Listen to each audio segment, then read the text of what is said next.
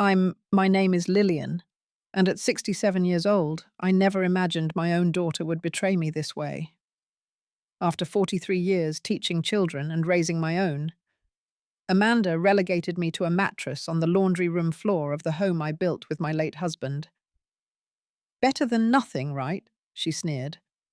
What she didn't know was I'd already protected myself during Franklin's illness. If you're watching this, let me know where you're from in the comments below. Give this video a like and subscribe if you want to hear how I stood my ground against my own child. My marriage to Franklin spanned 45 beautiful years. We met in college when I was studying education and he was pursuing engineering.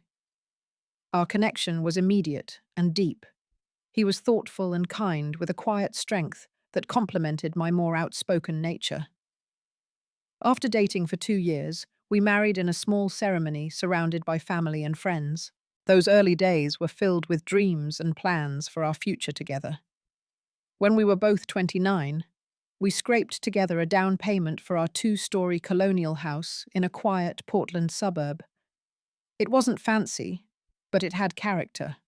Hardwood floors, a brick fireplace, and a yard with enough space for the family we hoped to build. The neighborhood was filled with young families and retirees, creating a community where everyone looked out for one another. We spent weekends painting walls, planting a garden, and slowly turning that house into our home. Franklin built bookshelves that lined our living room wall, while I collected trinkets and mementos from our travels to fill them. Every corner held memories of our life together. 3 years into our marriage, I gave birth to our only child, Amanda. She was a beautiful baby, with Franklin's thoughtful eyes and my determined chin. From the moment she arrived, she became the center of our world. Perhaps we spoiled her a bit. Franklin could never say no to her requests for piggyback rides or bedtime stories, even after long days at the engineering firm. I cherished teaching her to read baked cookies and ride a bike in our driveway. As Amanda grew, our home became filled with the chaos and joy of childhood: crayon marks on walls, school projects on the refrigerator, and the patter of small feet running down hallways. Franklin and I both worked hard, he advancing through his engineering career, eventually becoming a senior project manager, while I taught second grade at Lakeside Elementary. We weren't wealthy, but we lived comfortably, saving diligently for retirement and Amanda's college fund. Our family traditions became the anchors of our years together. Every summer, we took 2-week road trips exploring national parks. Franklin would plan meticulous routes while I packed picnic lunches and travel games. Amanda collected postcards from every stop, creating scrapbooks that filled our family bookshelf. During winter holidays, our home smelled of pine and cinnamon as we decorated the tree together, hanging ornaments collected over decades each with its own story. When Amanda was 22 and fresh out of college with a business degree, she met Tyler at a friend's wedding. He was charming and ambitious, working in financial services. Their whirlwind romance led to a wedding just 18 months later. Franklin and I welcomed Tyler into our family, appreciating his respectful nature and how he seemed to balance Amanda's sometimes impulsive personality. 2 years into their marriage, Jacob was born, followed by Sophie, 3 years later. Becoming grandparents brought a new dimension of joy to our lives. Franklin built a treehouse in our backyard for the grandchildren, and I created a special reading nook in the guest room filled with children's books for when they visited. Our Sunday family dinners became sacred. Amanda, Tyler, and the kids would come over and we'd share a meal and stories from our week. Looking back, I can see there were early warning signs of Amanda's materialistic tendencies. When Tyler received a promotion, they immediately upgraded to a larger house in an expensive neighborhood, rather than paying down their considerable student loans. Amanda would comment on friends' possessions with naked envy, and shopping seemed to provide her with an emotional high that worried me. Franklin and I discussed it privately, but we dismissed it as youthful excess that would mature with time and responsibility. Our comfortable routine shattered 3 years ago when Franklin was diagnosed with stage 4 pancreatic cancer. The prognosis was devastating, 6 months to a year at most. My entire world tilted on its axis as we entered a new reality of doctor appointments, treatment plans, and making the most of our remaining time together. I became Franklin's primary caregiver, learning to administer medications, manage his comfort, and navigate the healthcare system. The physical demands were exhausting, helping him bathe, changing bedding, preparing special meals he could tolerate. But the emotional toll was even greater. Watching my strong, vibrant husband weaken day by day broke something fundamental inside me. During this time, Amanda visited irregularly always, with excuses about the children's activities or Tyler's work schedule. When she did come, she seemed uncomfortable with her father's deteriorating condition, often cutting visits short. Franklin never complained, but I saw the hurt in his eyes when she'd check her watch repeatedly during their conversations. As Franklin's condition worsened, I slept on a cot beside our bed to be near him throughout the night. My own health suffered as I pushed myself beyond exhaustion, determined to make his final months as comfortable and dignified as possible. Through it all, Franklin worried more about me than himself, making me promise to take care of myself after he was gone. "Lillian," he whispered one night, holding my hand with what strength he had left. "Promise me you'll find joy again when I'm gone. This house is filled with our memories, but it's your future too. Live in it, change it, make it work for your new life." I promised him I would never imagining how those words would haunt me in the coming years. Franklin passed away peacefully on a Tuesday morning in early spring. I was holding his hand, and Amanda had arrived just 30 minutes earlier, barely making it in time to say goodbye. In those final moments, he looked at me with such love that even in my grief, I felt blessed for the decades we'd shared. The following days passed in a blur of funeral arrangements, condolence calls, and paperwork. Amanda and Tyler initially stepped up, bringing food, helping me organize Franklin's memorial service, and staying at the house for the first 3 nights. Tyler was particularly attentive, handling calls to distant relatives, and managing practical matters like the obituary and death certificates. Friends and colleagues from Franklin's firm and my school filled our home, sharing stories and memories that both broke my heart and comforted me. Several of Franklin's longtime co-workers revealed how he had mentored them, stories he had been too modest to share with me. My fellow teachers organized a meal train that ensured I had home-cooked food for weeks. About 2 weeks after the funeral, Franklin's will was officially read by Thomas Williams, our attorney for over 30 years. Thomas was a kind man with silver hair and a gentle manner that helped soften difficult conversations. The will was straightforward. Our assets were to be divided equally between me and Amanda, with the house remaining mine until I chose to sell it or passed away, at which point it would go to Amanda. After the reading, Thomas asked to speak with me privately. Amanda seemed annoyed at being excluded, but reluctantly left us alone in his office. The moment the door closed, Thomas's professional demeanor shifted to one of personal concern. "Lillian, I've known you and Franklin for decades, and I need to speak candidly," he said, removing his glasses. "I've seen too many situations where a surviving spouse, particularly a woman of your generation, becomes vulnerable after losing their partner. Franklin discussed this with me during his illness. I remember feeling slightly offended. Amanda is my daughter. She would never take advantage of me." Thomas sighed, replacing his glasses. Franklin had the same initial reaction, but he ultimately agreed to put some protections in place. Not because he didn't trust Amanda, but because grief can make us vulnerable, and family dynamics can change when money is involved. He explained that Franklin had arranged for a significant portion of his life insurance and investments to be placed in a revocable trust with me as both trustee and beneficiary. This would protect these assets from being accessed by anyone else, including Amanda. The house remained in my name with Amanda as the eventual inheritor. Franklin wanted to ensure you were taken care of first, Lillian. He was concerned about Amanda's spending habits and Tyler's sometimes risky investment choices, Thomas explained. I reluctantly agreed to maintain these arrangements, though I felt somewhat disloyal to Amanda for even considering such precautions. As I left Thomas's office, I convinced myself these measures were unnecessary. Surely a daughter would only want what's best for her widowed mother. In the weeks that followed, Amanda began asking increasingly specific questions about the will, the life insurance payout, and when things would be settled. At first, I attributed this to her business background and natural tendency toward organization. But her inquiries took on a persistent quality that made me uncomfortable.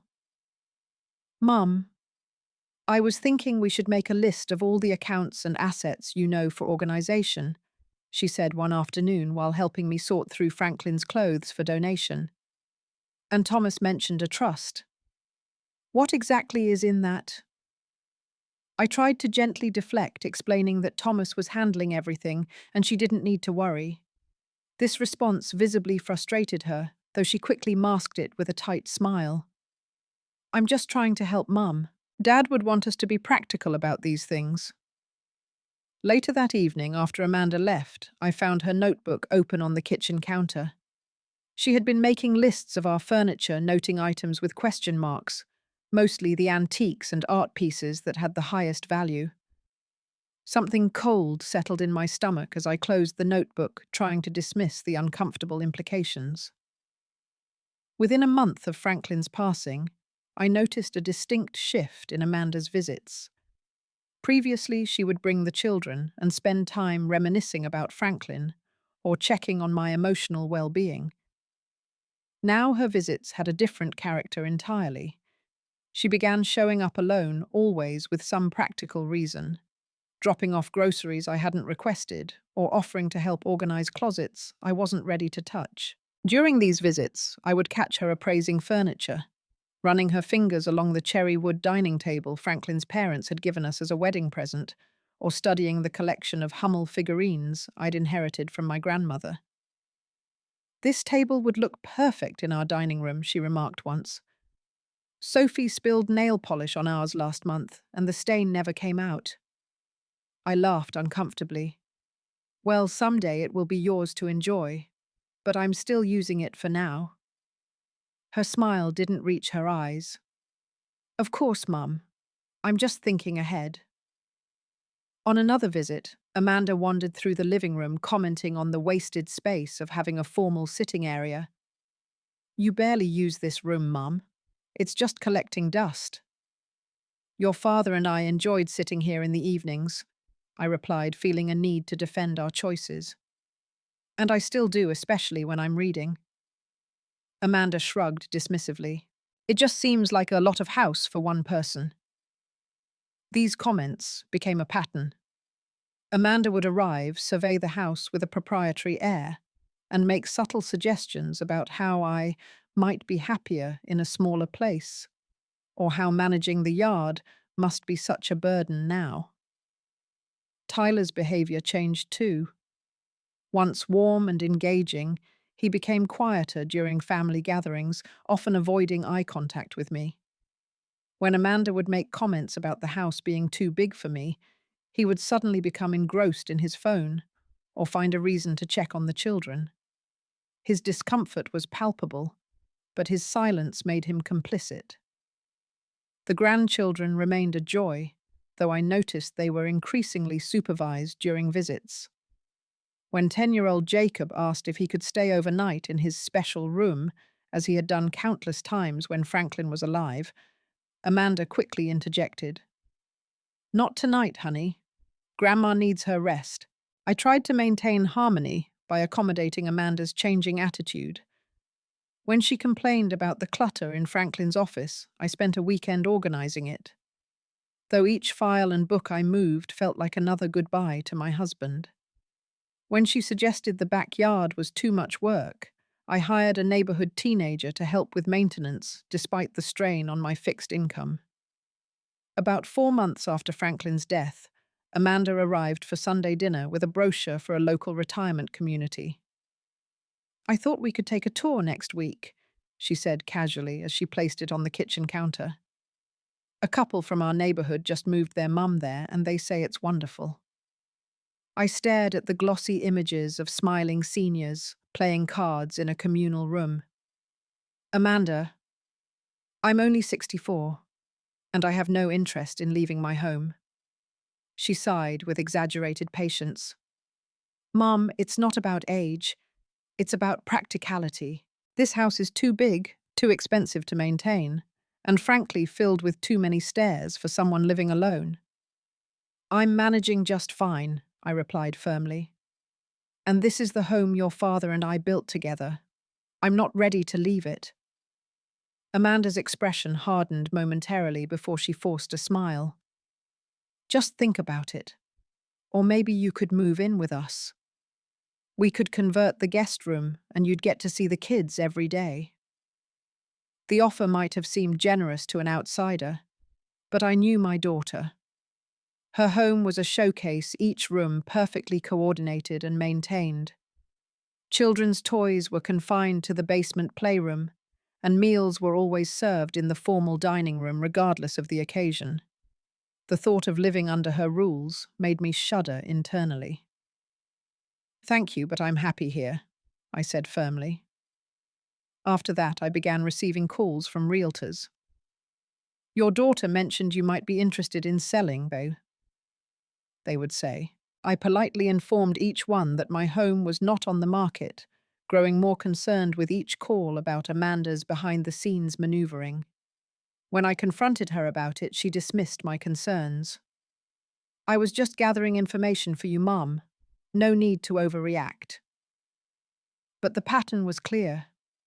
My daughter was becoming increasingly fixated on my house and whatever assets she believed she was entitled to inherit. The woman who had once been my sweet, if somewhat spoiled child was revealing a materialistic streak that frightened me. For the first time since Franklin's death, I was grateful for the protective measures he had insisted upon. 6 months after Franklin's death, Amanda arrived at my door unannounced on a Tuesday morning. Her hair was perfectly styled, and she wore a business suit that seemed unnecessarily formal for a visit to her mother. Behind her stood Tyler, looking uncomfortable in business casual attire, clutching a leather portfolio. "Mum, we need to talk about the house," Amanda announced as she strode into the entryway without waiting for an invitation. "I've brought some paperwork that will help us organize things better."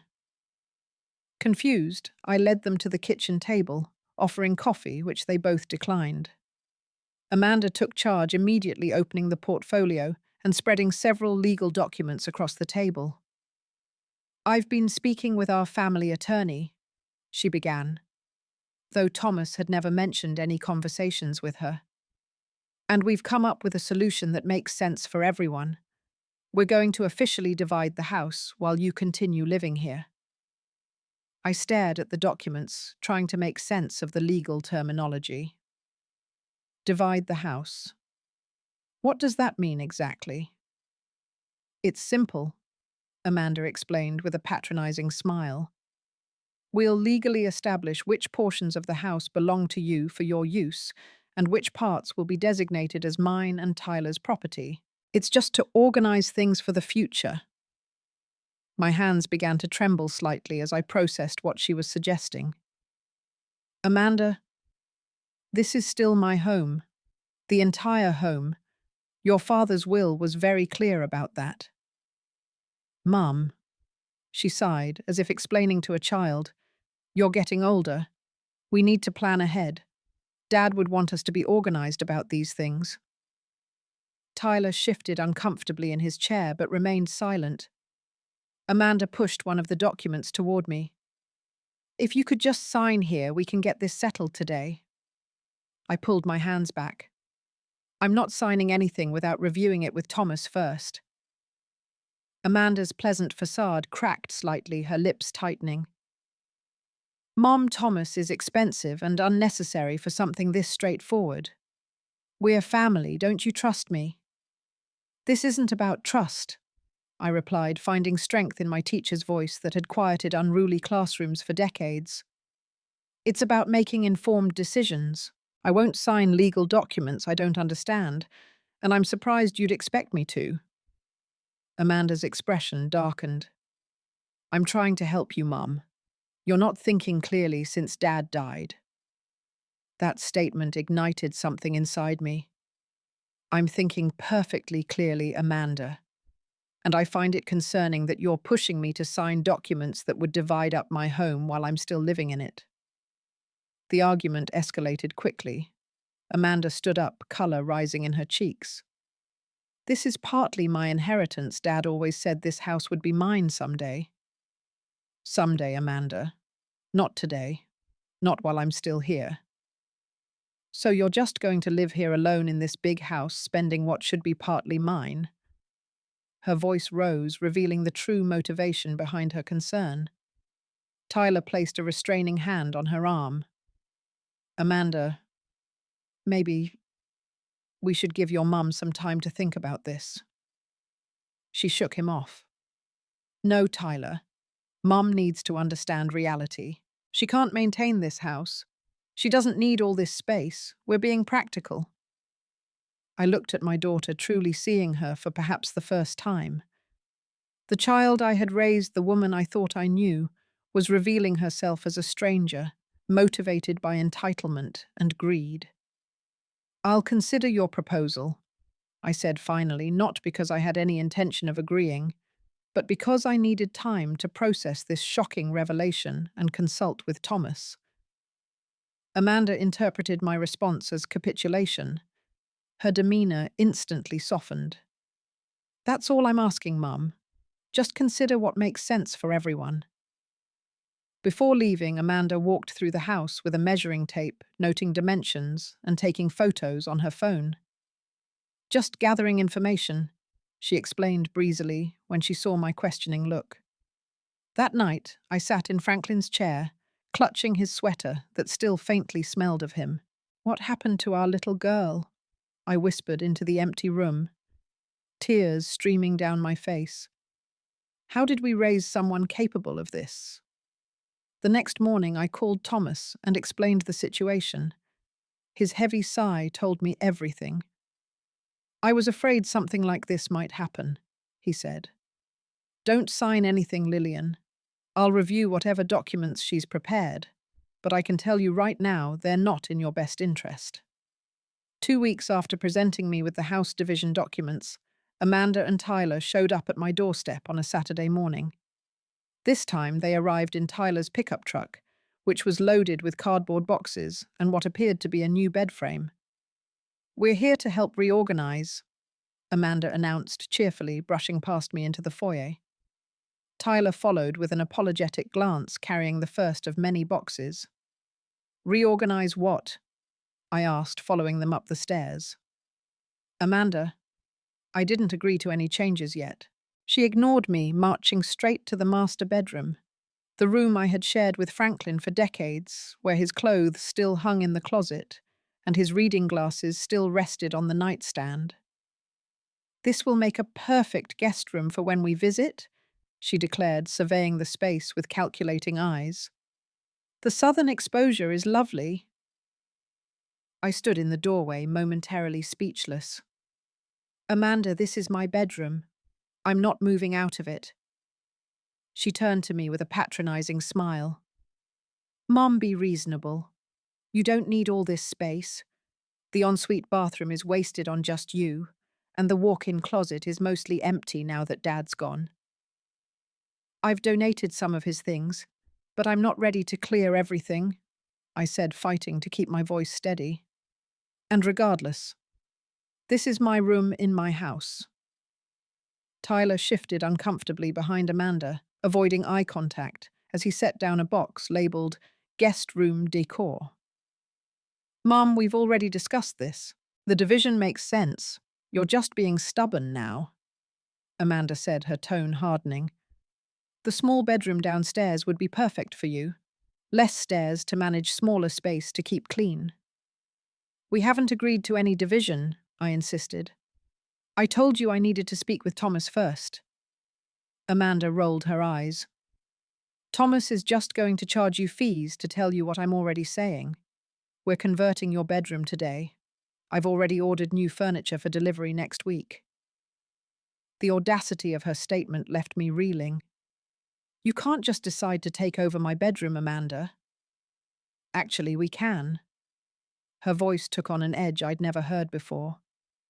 According to the deed, I'm already a partial owner through inheritance rights.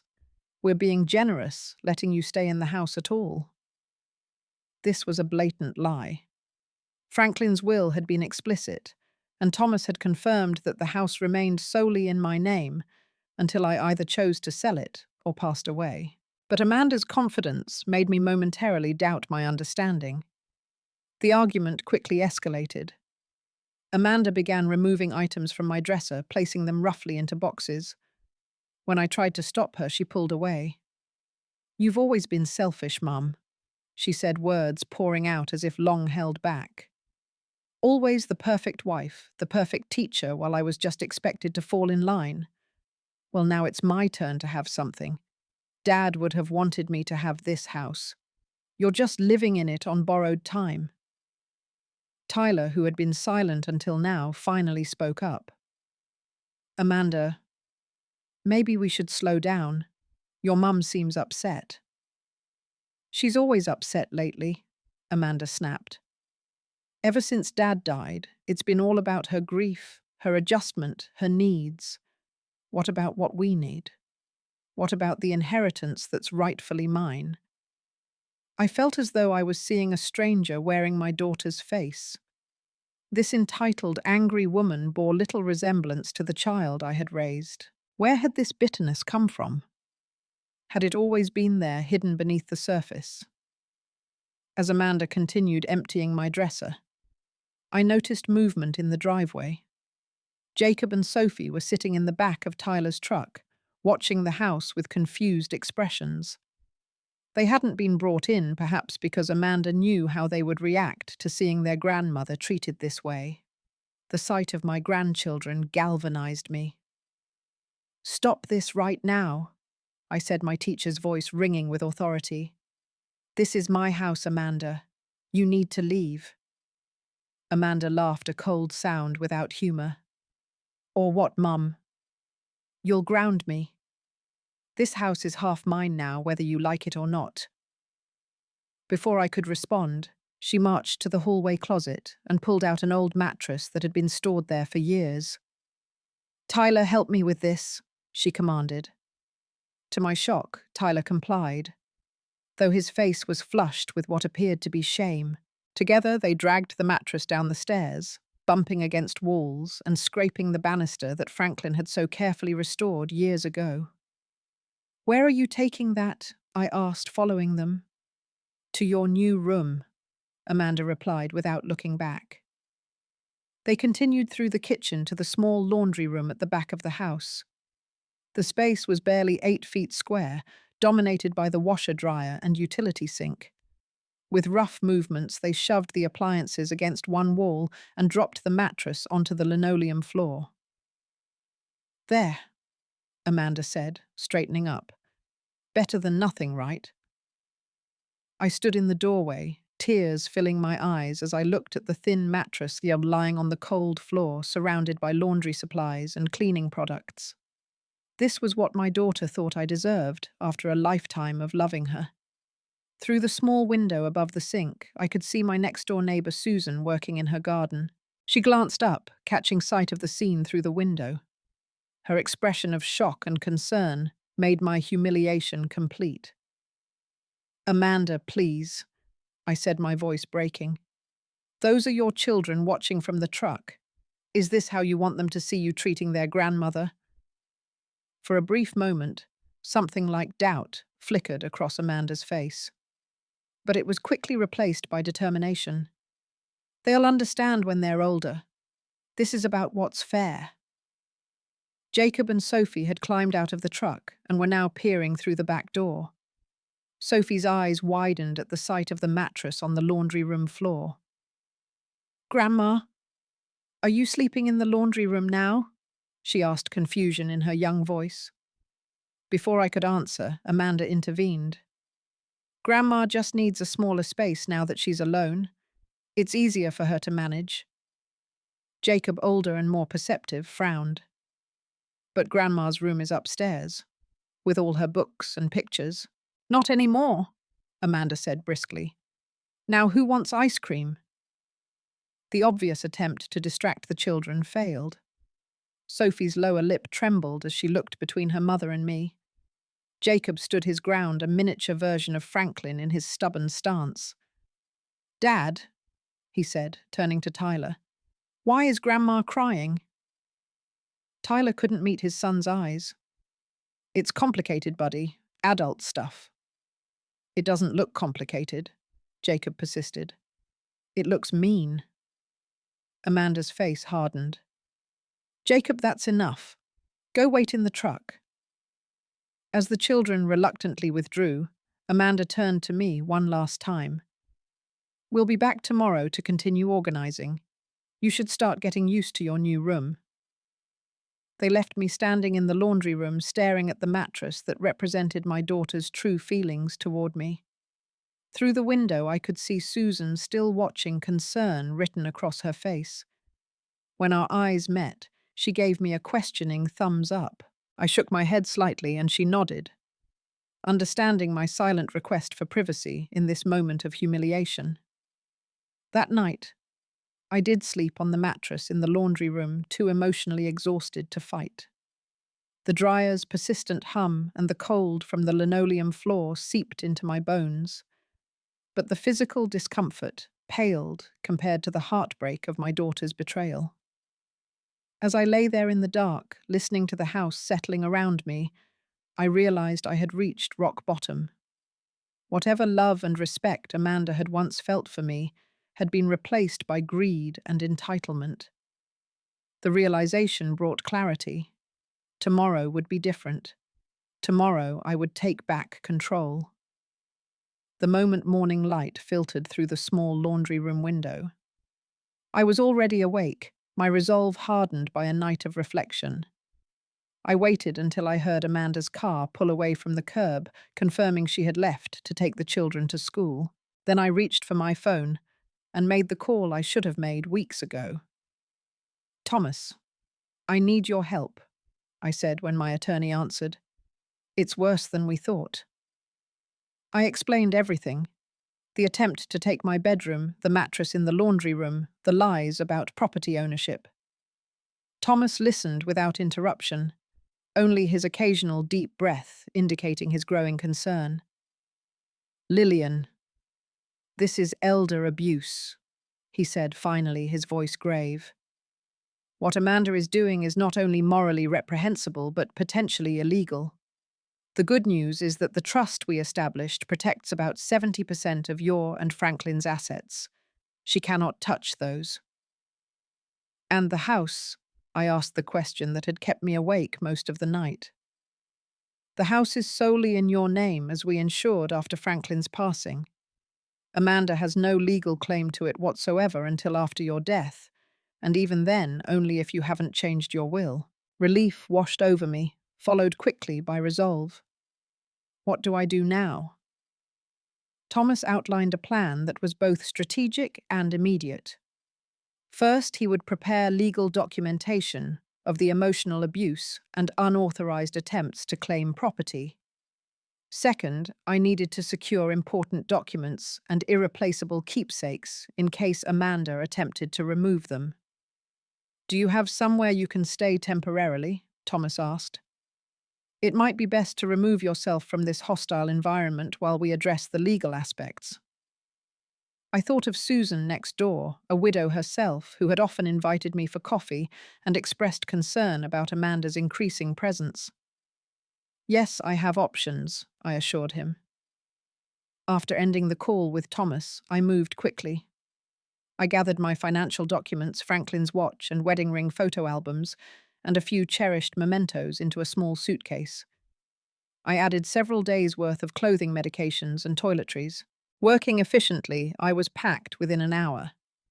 Next, I called Susan briefly, explaining the situation. Her immediate offer of her guest room confirmed what true kindness looked like. "I've been worried about you, Lillian," she admitted. "Something hasn't seemed right with Amanda's behavior. Come over any time. My door is unlocked." By noon, I had moved my essential belongings to Susan's house and left a simple note on my kitchen table. "Amanda, I've gone to stay with a friend. Please do not attempt any further changes to my home in my absence. My attorney will be in touch. Mum." I chose not to answer Amanda's increasingly frantic calls that afternoon. Instead, I met with Thomas at his office, where he had already prepared initial legal documents establishing a cease and desist regarding any attempts to claim or modify my property. "We should also document the condition of the house now," he advised, "in case there's any damage or removal of items while you're away." A professional photographer accompanied us back to my home, capturing images of each room, including the mattress still lying on the laundry room floor, physical evidence of Amanda's actions.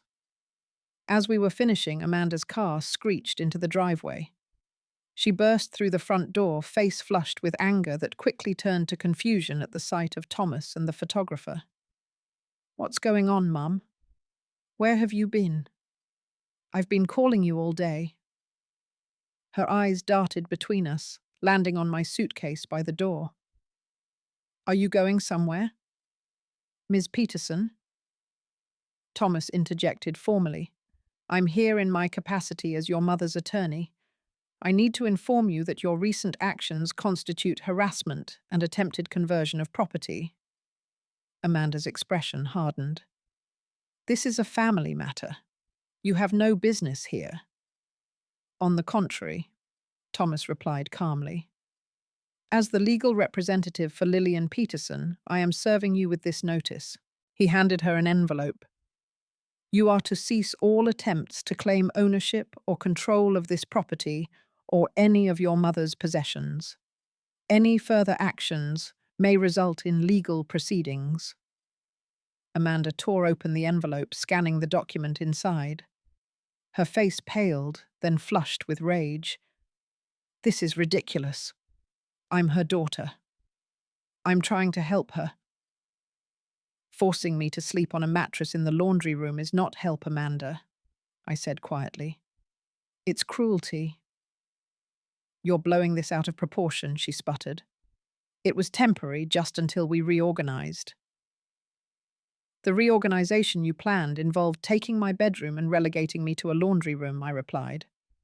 "Without my consent in my own home." Amanda's eyes narrowed. "What about my inheritance? Dad wanted me to have this house eventually." "Eventually," Thomas emphasized. "Not now. Not while your mother is alive and well. And frankly, given your recent behavior, Lillian would be well within her rights to reconsider her estate planning entirely." For the first time, uncertainty flickered across Amanda's face. "What does that mean?" Thomas adjusted his glasses.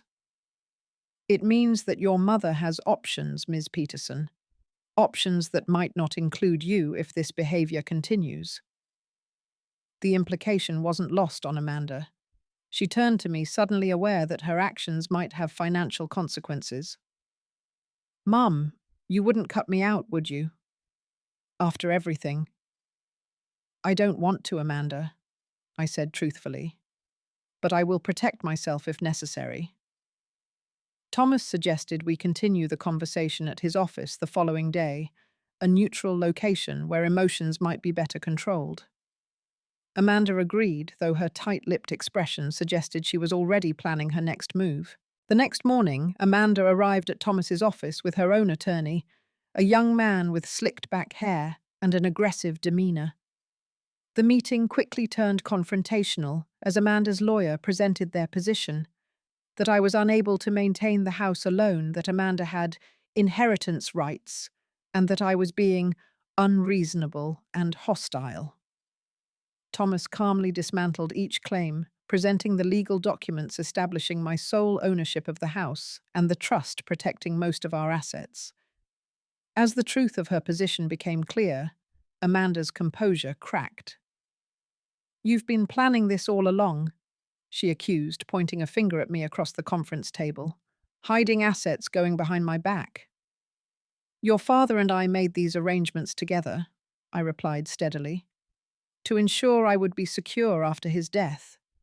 He was protecting me, Amanda. Something a loving spouse does.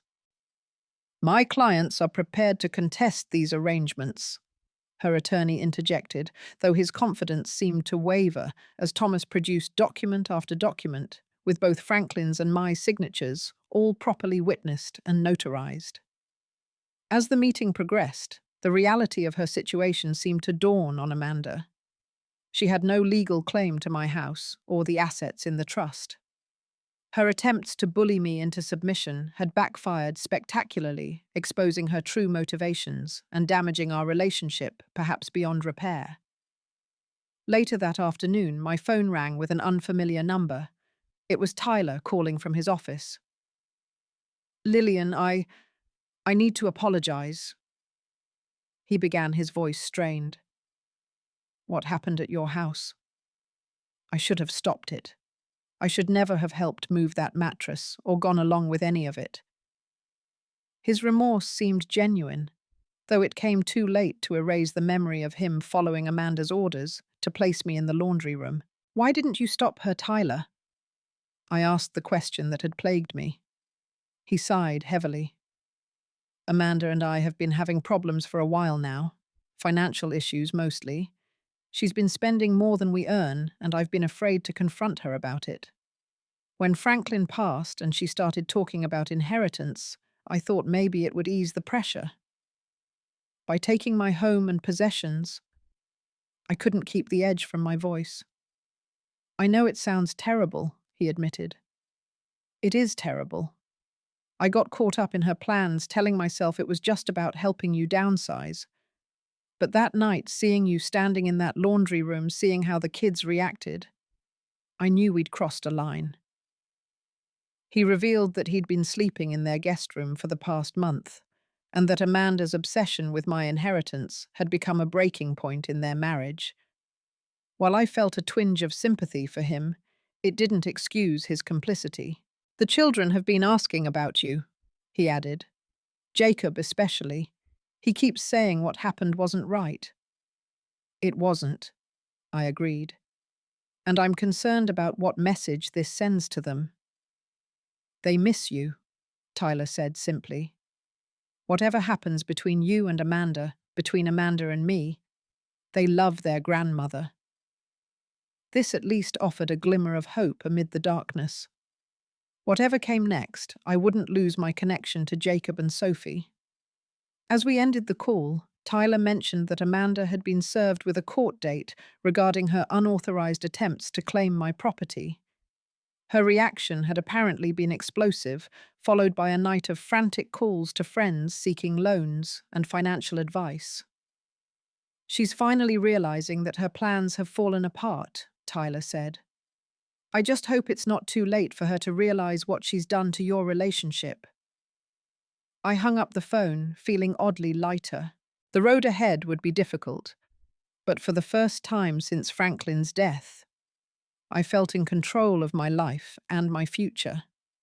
The legal protections we had put in place were working, and I had allies in this fight, Thomas, Susan, and perhaps even Tyler in his limited way. That evening, as Susan and I shared a quiet dinner in her kitchen, my phone lit up with a text message from Amanda. 2 simple words that suggested the first crack in her armor. I'm sorry. It wasn't enough, not nearly enough to erase the hurt and betrayal. But it was perhaps a beginning. 3 weeks after the laundry room incident, I stood on the courthouse steps beside Thomas, feeling a mixture of vindication and sorrow. The judge had ruled entirely in my favor, ordering Amanda to cease all attempts to claim my property and explicitly forbidding her from entering my home without written permission. It's a comprehensive ruling, Thomas explained as we walked to his car. It establishes your sole right to the property and puts legal teeth behind any future violations. Amanda will face serious consequences if she tries anything like this again. While the legal victory provided security, it brought no joy. Having to pursue legal action against my own daughter represented a profound failure of our family bonds. As necessary as it was, each step in the process had deepened the painful divide between us. Word of Amanda's behavior had spread through our small community. Neighbors who had witnessed her measuring the house or seen the confrontation in the laundry room shared their concerns with others. At the grocery store, church, and community center, people approached me with offers of support and expressions of sympathy. Their kindness was touching, but the public nature of our family breakdown added another layer of pain. Amanda felt the social consequences acutely. Several of her friends, many of whom were parents of her children's classmates, distanced themselves after learning how she had treated me. The country club committee she had been so proud to join suddenly found her too busy to participate in their events. With the legal matters settled, I returned to my home, reclaiming my space with a bittersweet sense of triumph. Susan helped me move back in, and together we restored the house to its former order. The mattress had been removed from the laundry room, though Amanda had left it propped against the back porch rather than returning it to the storage closet, a final petty gesture. The first weekend after my return, Tyler brought Jacob and Sophie for a visit. The children rushed into my arms with unrestrained joy, neither fully understanding the adult conflict that had separated us. "We missed you, Grandma," Sophie declared, presenting me with a handmade card covered in glitter and heart stickers. "Mum said you were staying with a friend, but it was a really long play date." Jacob, more perceptive at 12, hugged me tightly and whispered, "I'm glad you're back in your real room, not the laundry room." Tyler watched our reunion with a mix of relief and sadness. He pulled me aside while the children explored the backyard, checking if their favorite climbing tree still had the rope swing Franklin had installed years ago. "Amanda and I are separating," he said quietly. "I've moved into an apartment near my office. We're trying to keep things civil for the kids. But after everything that's happened..." He trailed off, running a hand through his hair. "I'm sorry to hear that," I said, and meant it. Despite his role in Amanda's scheme, I didn't wish for my grandchildren to experience the pain of their parents' separation. "I've started therapy," Tyler continued, "trying to understand why I went along with it all, why I didn't stand up to her. The therapist thinks I've been enabling Amanda's worst tendencies for years out of fear of conflict. He asked if I would be open to maintaining a relationship with him for the children's sake, regardless of what happened with Amanda. I agreed, recognizing that Jacob and Sophie would need stability and connection with their extended family more than ever. As spring turned to summer, I focused on reclaiming my life and home. The laundry room that had been the site of such humiliation was transformed completely. I hired a contractor to remove the washer and dryer, relocating them to a closet in the hallway, and converted the space into a small art studio where I could pursue the watercolor painting I had always wanted to try. Each brushstroke felt like an act of reclamation and healing. I painted landscapes from photos of places Franklin and I had visited, scenes from our backyard, through the changing seasons, and portraits of Jacob and Sophie that captured their growing personalities. My relationship with Amanda remained strained, but slowly began to thaw.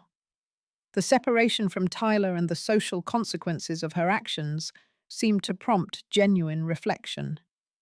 2 months after the court ruling, she asked to meet at a neutral location, a coffee shop halfway between our homes. She arrived looking noticeably different, her designer clothes replaced by a simple blouse and jeans, her perfectly styled hair pulled back in a casual ponytail. The ostentatious jewelry she typically wore was absent. These external changes hinted at a deeper shift. "Mum," she began, hands wrapped tightly around her coffee cup. "What I did was unforgivable. I've been seeing a therapist trying to understand why I behaved that way, why I was so fixated on the house and the inheritance. Her voice trembled slightly. She's helping me see patterns I've had since childhood, always wanting more, never feeling satisfied with what I had. After Dad died, something in me just broke. I saw everything as assets to be claimed rather than the home you both built together. I listened silently, neither accepting nor rejecting her words yet. Tyler leaving was a wake-up call, she continued. And Jacob, he asked me why I was mean to you. Hearing it from him, seeing myself through his eyes. She paused, wiping away tears. I'm ashamed, Mom. Deeply ashamed. Why the mattress in the laundry room, Amanda? I asked the question that had haunted me most. That went beyond claiming inheritance. That was cruelty. She looked down, unable to meet my eyes. I was angry that you weren't just giving me what I wanted. It was like something possessed me. This need to control, to dominate, to make you small, so I could feel big. She shook her head. I don't recognize that person. I don't want to be her anymore. While her apology seemed sincere, I knew that rebuilding trust would take time. I told her as much, explaining that while I was open to healing our relationship, there would need to be boundaries and a demonstrated change in her behavior. I understand, she nodded. I'm not asking for forgiveness yet. Just a chance to show you I'm trying to change. We agreed to start with short, supervised visits with the children present. These tentative steps toward reconciliation were awkward at first. Conversations limited to safe topics, careful avoidance of anything related to the house or Franklin's estate. By fall, these gatherings had evolved enough for me to invite Amanda Tyler, who attended separately, and the children for Thanksgiving dinner. Susan joined us as well, her presence providing both support for me and a gentle accountability for Amanda, who knew my friend had witnessed her worst behavior. The meal was not the carefree family gathering of past years, but it represented progress. Amanda helped with the cooking without trying to take over. She complimented the home without eyeing possessions. Most significantly, she acknowledged Franklin's absence with genuine grief rather than calculation. As we cleared the dishes together, Amanda paused, holding one of the serving platters Franklin had always used for carving the turkey. I miss Dad, she said softly. Not his money or the house or any of that. Just him, his laugh, the way he always knew how to fix things. It was the first time since his death that she had spoken of him as a father rather than a source of inheritance. In that moment, I glimpsed the daughter I remembered. The one I had feared was gone forever. The healing continued slowly.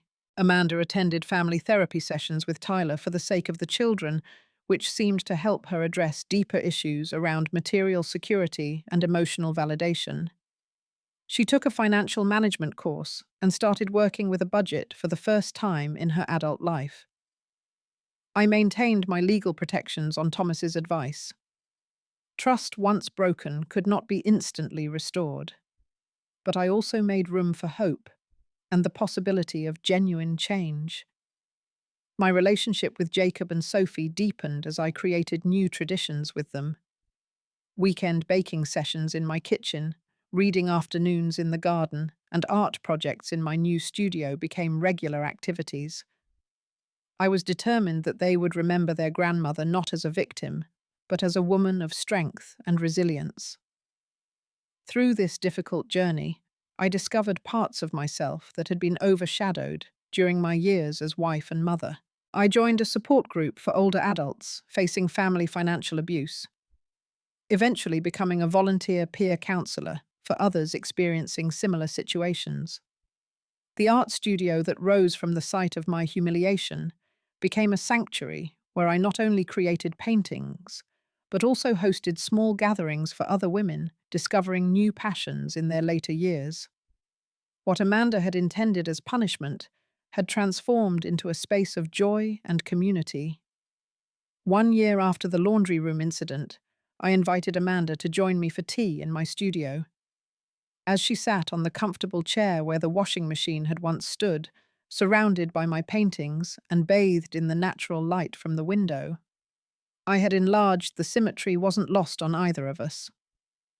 "You've created something beautiful here," she said, admiring a watercolor of Jacob and Sophie playing under the old oak tree in the backyard. "Life rarely follows the path we expect," I replied. "Sometimes the greatest growth comes from the deepest wounds." She nodded, understanding the layers in my words. "I'm still sorry, Mum. I'll probably always be sorry. And I'm still healing," I acknowledged. "But I'm also still your mother, and I always will be." Our relationship would never return to what it had been before Franklin's death and Amanda's betrayal. The trust between us had been fundamentally altered, but something new was slowly taking its place, a more honest connection built on clearer boundaries and greater self-awareness on both sides. If there's one thing I've learned through this painful journey, it's that unconditional love doesn't mean unconditional acceptance of harmful behavior. True love requires boundaries that protect both parties' dignity and well-being. Franklin had understood this when he put legal protections in place for me, not because he expected our daughter to betray me, but because he recognized that grief and money can transform people in unexpected ways. Have you ever had to establish boundaries with someone you love? It's one of the hardest things we face in life, but sometimes it's necessary for true healing to begin. Share your experiences in the comments below. And if this story resonated with you, please like, subscribe, and share it with someone who might need to hear that standing up for yourself isn't selfish, it's essential. Thank you for listening to my story, and remember that even in our darkest moments, there's always a path forward if we're brave enough to take it.